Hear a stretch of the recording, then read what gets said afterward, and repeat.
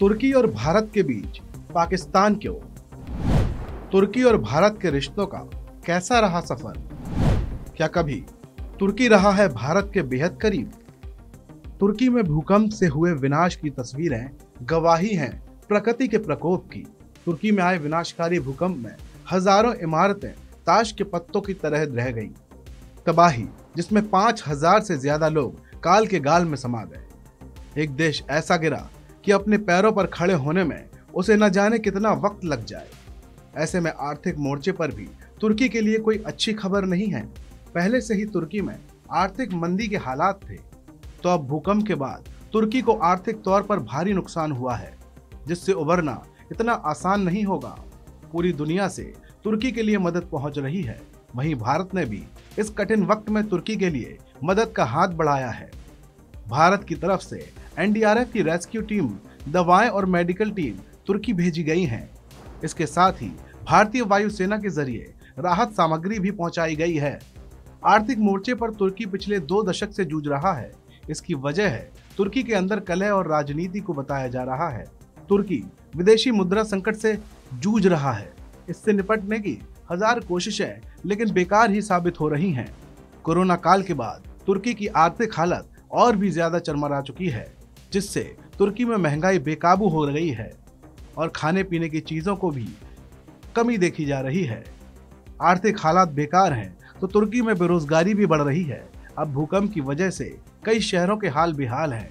तुर्की की आर्थिक समस्याओं की जड़ें वैसे तो काफी गहरी बताई जाती हैं, लेकिन जानकारों की माने तो हालिया संकट राष्ट्रपति रेचेप तैयप अर्दोआन के ब्याज दरें कम करने के जोर देने की वजह से हुआ है। ग्लोबल मंदी का भी असर तुर्की पर पड़ा है, जिससे टर्किश मुद्रा लीरा में भारी गिरावट आई है। बात करें भारत से रिश्तों की, तो दोनों देशों के बीच रिश्ते कभी बहुत बेहतर नहीं रहे। तुर्की का झुकाव हमेशा से ही पाकिस्तान की ओर ज्यादा रहा है। पाकिस्तान प्रेम की वजह से भारत से उसकी दूरियां लगातार बढ़ी है। खासकर भारत में जम्मू कश्मीर से धारा 370 हटाने के बाद तुर्की खुलकर भारत के विरोध में आया था, जिसके बाद दोनों देशों के बीच तनाव और बढ़ गया था। हाल में तुर्की ने भारत से आए 56,000 टन से ज्यादा गेहूं को लौटा दिया था। उनका कहना था कि इसमें रूबेला वायरस है, जबकि उसी गेहूं को मिस्र ने खरीदा था। गेहूं वापस लौटाने की वजह के पीछे राजनीति को बताया गया था।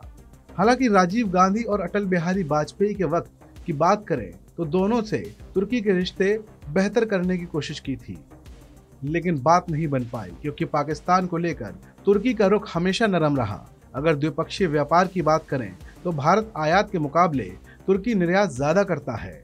इस बीच बात करें तुर्की में बसे भारतीयों की, तो तुर्की में बहुत ही कम भारतीय रहते हैं।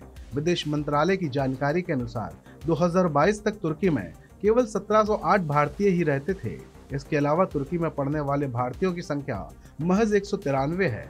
वहीं टूरिज्म के मामले में तुर्की भारतीयों की पसंदीदा जगह है। पिछले साल जून में 27,000 से ज्यादा भारतीय तुर्की घूमने गए थे। ये तुर्की घूमने वाले भारतीयों की रिकॉर्ड संख्या थी।